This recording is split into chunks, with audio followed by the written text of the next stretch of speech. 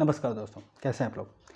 मैं हूं आपका दोस्त अमित कुमार दुबे और स्वागत करता हूं आपका आपके अपने YouTube channel what, when and how में। यहां पे हम किसी भी टॉपिक को 3 पैरामीटर पे चेक करते हैं। पहला व्हाट, फिर व्हेन एंड तीसरा हाउ। दोस्तों आज मैं आपसे एक सवाल पूछना चाहता हूं, कैसा लगेगा आपको कि आप के देश में एक बार इलेक्शन हो? अब आप खुश हो कि चलो कहता है इलेक्शन होगा, नए प्राइम मिनिस्टर आएँगे या नए चीफ मिनिस्टर आएँगे, तो राज्य या देश हमारी प्रगति के रास्ते पे आगे बढ़ेगा।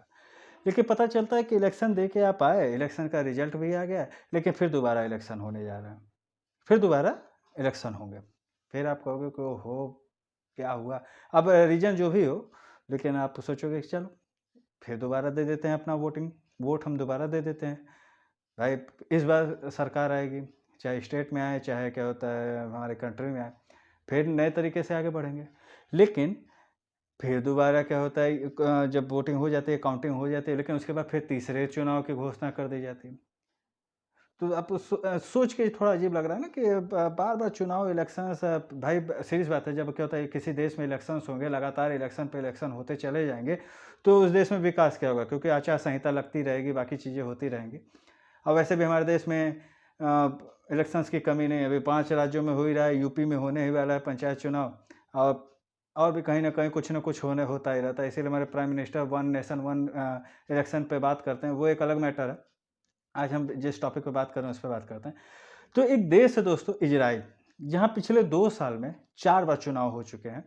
चौथी बार का रिज़ल्ट भी आ चुका है।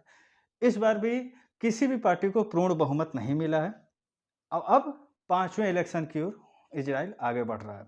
ये ऐसा होगा, कन्फर्म ये ऐसा होगा, क्योंकि जब किसी पार्टी को पूर्ण बहुमत मिला ही नहीं है, तो सीरीज़ बात है वहाँ का प्राइम मिनिस्टर बनेगा कौन? तो देखिए, इस टॉपिक के बारे में बात करने से पहले सबसे पहले आप ये इज़राइल का ये जो मैप है, ये देखिए। देखिए, इज़राइल देखने में जिस मैप के बहुत छोटा है, लेकिन वहाँ पे मल्टीपल पार्टीज़ काम करते हैं, मतलब वहाँ पे मल्टीपल पार्टी हैं। जो सीट्स हैं ऑल ओवर इज़राइल में वो 120 है। अब यहाँ पे ऐसा है कि जब मल्टीपल पार्टी हैं तो सीधी-सी बात है कि कोई एक पार्टी तो क्या होता है सत्ता में आने से रही। ये एक नॉर्मल सी कंडीशन है कि कोई और जब सीट 120 है, तो कोई भी पार्टी अपने एक दम पे क्या होता है सत्ता में आने से रही। तो सीधी बात है वहाँ पे जो भी सरकार बनेगी वो मिली-जुली सरकार बनेगी, गठबंधन की सरकार बनेगी, कोalition की सरकार बनेगी, जो कि अभी तक ऐसा ही होता चला आ रहा है। लेकिन पिछले जो भी 2 साल से जो भी चुनाव हो रहे हैं, इसमें किसी भी एक पार्टी को इतना क्या होता है क्या होता है वोट नहीं मिल रहे हैं कि वो दूसरी पार्टी से किसी भी तरीके से गठबंधन कर ले रही है, लेकिन फिर किसी न किसी वजह से उन दोनों पार्टियों में कोई फूट हो जा रही है, जिसकी वजह से वो क्या होता है गठबंधन टूट जा रहा है और फिर से दोबारा से इलेक्शंस कराने पड़ रहे हैं। तो अब क्या है ये पूरा मैटर आइए इस वीडियो में समझते हैं। देखिए दोस्तों, जो रिसेंटली चौथा इलेक्शन हुआ है, इसके जो रिज़ल्ट डिक्लेयर किए गए हैं, इसमें भी बेंजामिन नेतन्याहू जो कि क्या होता है वहाँ के अभी करंटली में क्या होता है प्राइम मिनिस्टर हैं, उनकी जो पार्टी है, उसको 59 सीट्स मिली है 120 में से, ठीक है?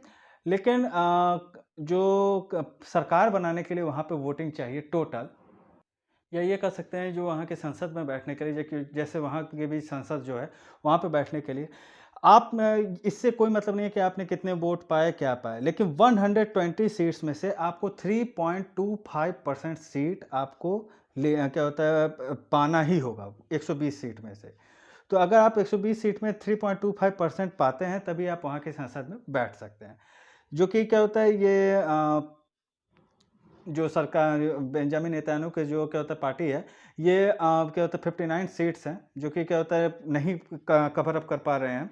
और यहाँ पे जो है, जो रिजल्ट्स हैं, ये अभी डिक्लेयर नहीं हुए, ये भी प्रिलिमिनरी क्या होता है रिजल्ट्स आए हैं, अभी शुरुआत के रिजल्ट आए हैं। तो अब यहाँ पे ये समझते हैं कि क्यों आखिर कोई भी पार्टी मेजॉरिटी नहीं हासिल कर पा रही है। तो यहाँ पे ये है कि उसके पहले ये समझते हैं कि आखिर हुआ क्या था? तो देखिए दोस्तों, इज़राइल का जो पार्लियामेंट है वो डिसॉल्व कर दिया गया था लास्ट ईयर। बेंजामिन नेतन्याहू ने इस क्या होता है पार्लियामेंट को डिसॉल्व कर दिया था। रीज़न इसके पीछे ये दिया गया था कि जो उनके कोalition पार्टीज़ हैं, उनके साथ जो उनकी कोalition पार्टी थी जो उनके जिसके साथ उनका गठबंधन हुआ था, उनके उस पार्टी के साथ उनका बजट पेश करने को लेके कुछ विवाद हो गया, जिसकी वजह से और दूसरा उनके ऊपर क्या होता है, करप्शन के चार्जेस भी लगे हुए थे बेंजामिन नेतान्याहू के ऊपर। और पब्लिक भी उनसे गुस्सा थी, क्योंकि उन्होंने जिस तरीके से कोरोना महामारी से निपटा है, क्योंकि निपटने में वो फेल रहे, तो पब्लिक भी उसमें गुस्सा थी।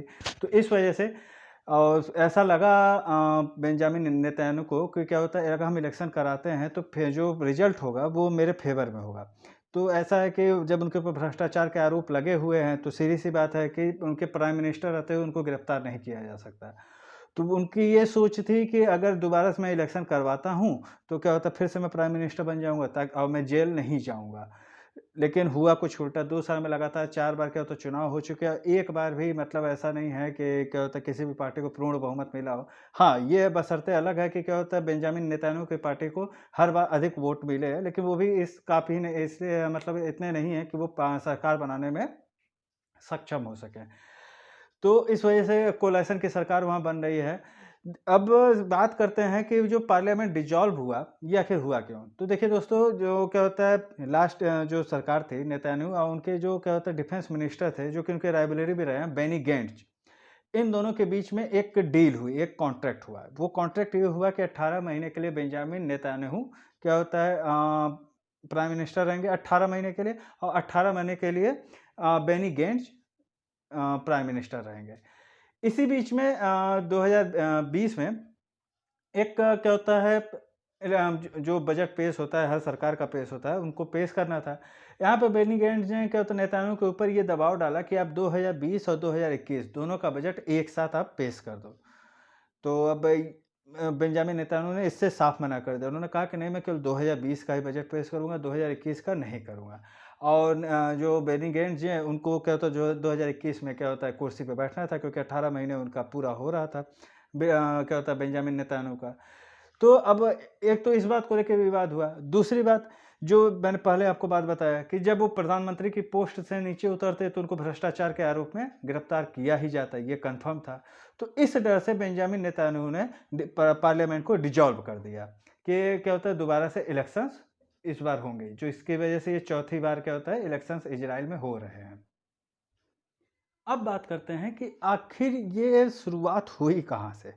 तो देखिए, जो बेंजामिन नेतन्याहू हैं, ये क्या होता है सबसे ज़्यादा बार क्या होता है सबसे लॉन्ग सर्विंग क्या होता है प्राइम मिनिस्टर रह चुके हैं इजराइल के, और ये रिकॉर्ड बनाने जा रहे थे। लेकिन जो इनकी मेजॉरिटी थी, 2018 में इनके एक क्या होता है मंत्री रहते हैं, वो रिजाइन दे देते हैं, जिसकी वजह से ये अल्पमत में इनकी सरकार आ जाती है।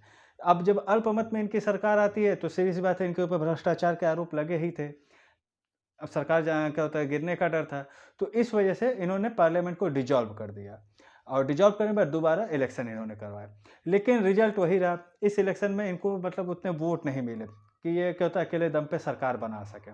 और दूसरा, इनका ये भी क्या होता है मकसद था कि अगर ये अकेले दम पे क्या होता है सरकार बना लेते हैं, तो ये जनता को ये बोलेंगे कि क्या होता है, देखो मेरे ऊपर जो भी आरोप लगाए गए हैं ये राजनीतिक हैं, या और भी कई सारी चीज़ें जो कि एज यू नो कि होता ही रहता है।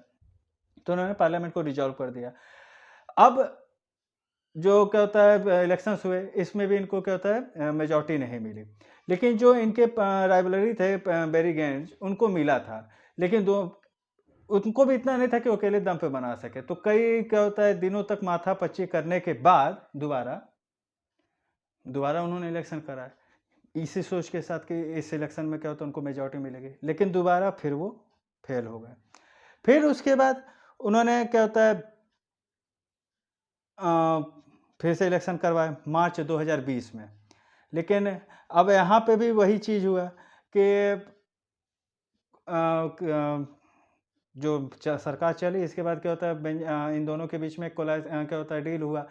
बेनी गैंट्स जो क्या होता है नेतान्याहू के बीच में कि हम क्या होता है 18 महीने हम बैठेंगे, 18 महीने आप बैठेंगे। बट वही क्या होता है बजट पास करने को लेके अब इनके ऊपर जो भ्रष्टाचार के आरोप थे, इनकी ये सोच कि अगर मैं प्राइम मिनिस्टर की कुर्सी से नीचे उतरा तो मुझे गिरफ्तार कर लिया जाएगा। तो इस वजह से बचने के लिए इन्होंने दोबारा फिर से री इलेक्शन करवा दिया, जिसका रिजल्ट इस मंगलवार को निकला था।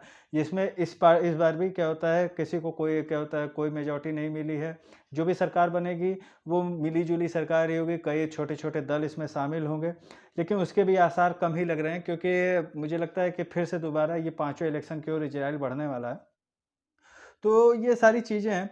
अब जो क्या होता है, अभी भी वैसे प्राइम मिनिस्टर के तौर पे बेंजामिन नेतन्याहू को ही माना जाएगा, उनको सर्विंग प्राइम मिनिस्टर के तौर पर क्या होता है माना जाएगा। लेकिन अभी वो 71 साल के हैं। अभी देखिए क्या होता है 1996 से लेके 1999 तक वो प्राइम मिनिस्टर की कुर्सी संभाल चुके हैं और 2009 से लेके अभी तक वो प्राइम मिनिस्टर हैं। सोचिए 2009 से लेके 2018 तक वो प्राइम मिनिस्टर थे।